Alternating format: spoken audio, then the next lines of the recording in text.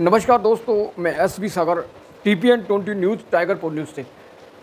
उत्तर प्रदेश में 10 विधानसभा के उपचुनाव होना, उसको लेकर बहुजन समाज पार्टी प्रमुख मायावती और चंद्रशेखर तैयारी कर चुके हैं। इसी बीच समाजवादी ने भी तैयारी की है और बीजेपी भी दांव में लगी है कि जो उसका उत्तर प्रदेश में हसर हुआ है, गिरा है, नुकसान हुआ है, उसकी भरपाई कैसे किया जाए। सीएम योगी आदित्यनाथ यूपी में एक बार फिर दमखम के साथ लगे। उन्हें उम्मीद है कि लोकसभा चुनाव में भाजपा को बहुत बड़ा नुकसान हुआ। इसका कारण कि बीजेपी नेताओं का कहना है कि भाजपा के खिलाफ अखिलेश यादव ने, समाजवादी ने झूठा प्रचार किया।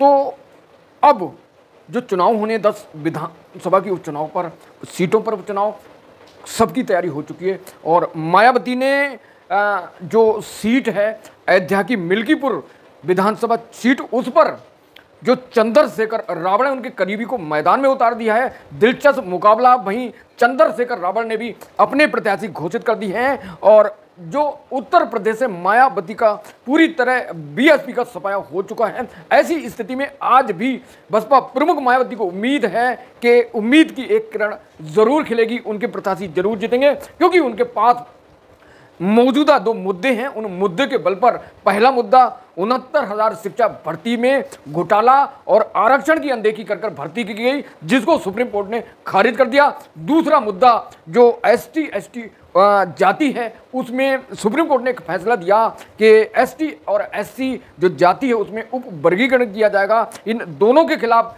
चंद्रशेखर मायावती हैं। अब दोनों इस मुद्दे को कैसे कराना चाहते हैं विधानसभा चुनाव में, इसी को लेकर तैयारी तेज कर दी है मायावती, चंद्रशेखर ने और सभी अन्य पार्टियों ने। तो बसपा प्रमुख मायावती ने चंद्रशेखर रावण, आजाद समाज पार्टी के प्रमुख, भीम सेना के प्रमुख, भीम आर्मी के प्रमुख चंद्रशेखर के करीबी को राम गोपाल कोरी को मैदान में उतारा है। ये राम गोपाल कोरी वही हैं जिन्हों को 2017 के विधानसभा चुनाव में अयोध्या के मिल्कीपुर सीट से चुनाव लड़े थे, जो हार गए थे, तीसरे स्थान पर रहे। इस बार चंद्रशेखर रावण अपनी पार्टी से टिकट देना चाहते थे, लेकिन बीच में मायावती का अड़ंगा लगा। मायावती ने चंद्रशेखर के करीबी को मैदान में उतारा, यानी जो मिल्कीपुर विधानसभा सीट है उस पर मायावती ने राम गोपाल कोरी को मैदान में उतारकर जो दांव खेला है, उससे चंद्रशेखर के पास जो प्रत्याशी था वो प्रत्याशी बीएसपी के साथ चला गया। ये दांव मायावती ने खेला है।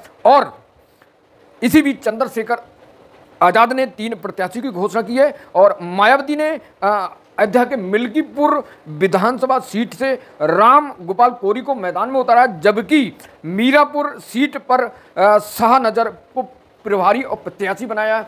बीएसपी मायावती की रणनीति रहती, जो चुनाव में प्रभारी बनता उसी को प्रत्याशी घोषित किया जाता है। तो मायावती ने जो दांव चला है उसे चंद्रशेखर अब कैसे काट पाएंगे, ये जानकारी बीएसपी बहुजन समाज पार्टी के प्रदेश अध्यक्ष विश्वनाथ पाल ने दी है, जो प्रत्याशी और जो प्रभारी की घोषणा की है बीएसपी ने।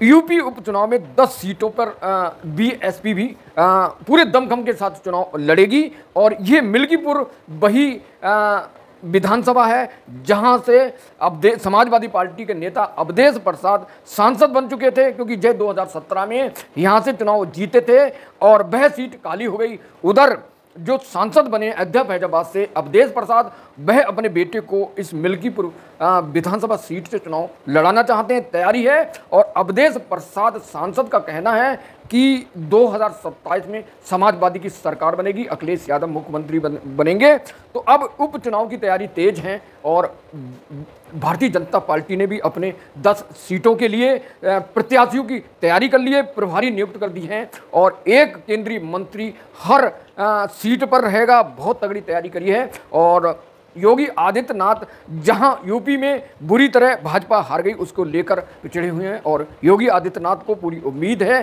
कि जो इंडिया गठबंधन के घटकों ने गलत एजेंडा फैलाकर जनता को गुमराह करके जीत हासिल की है, लेकिन सच ये है कि भाजपा एक बार फिर जीतेगी।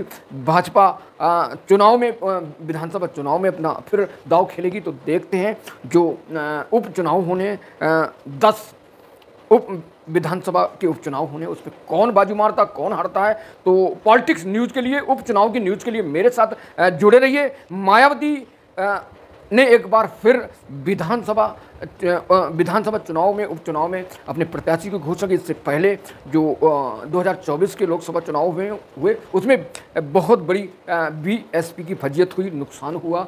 जो गिराफ गिरता जा रहा है, उस गिराफ को लगातार मायावती उठाने की कोशिश कर रही। तो मायावती के पास ये मुद्दे हैं, 59,000 शिक्षकों, 69,000 शिक्षकों की भर्ती घोटाले के, और दूसरा जो SC ST जो सुप्रीम कोर्ट का फैसला है आरक्षण में उपवर्गीकरण, ये मुद्दे के साथ बीएसपी आगे बढ़ रही है। इस मुद्दे से बीएसपी को कितना फायदा मिलेगा ये बताना मुश्किल है, लेकिन बसपा प्रमुख मायावती पूरी दमखम के साथ यूपी की 10 उपचुनाव, विधानसभा के उपचुनाव लड़ेगी और जीतेंगी। तो देखते हैं उत्तर प्रदेश के उपचुनाव में क्या होता है। तो जुड़े रहिए मेरे साथ उपचुनाव की हर न्यूज़ के लिए यूपी की। Thank you so much watching this video.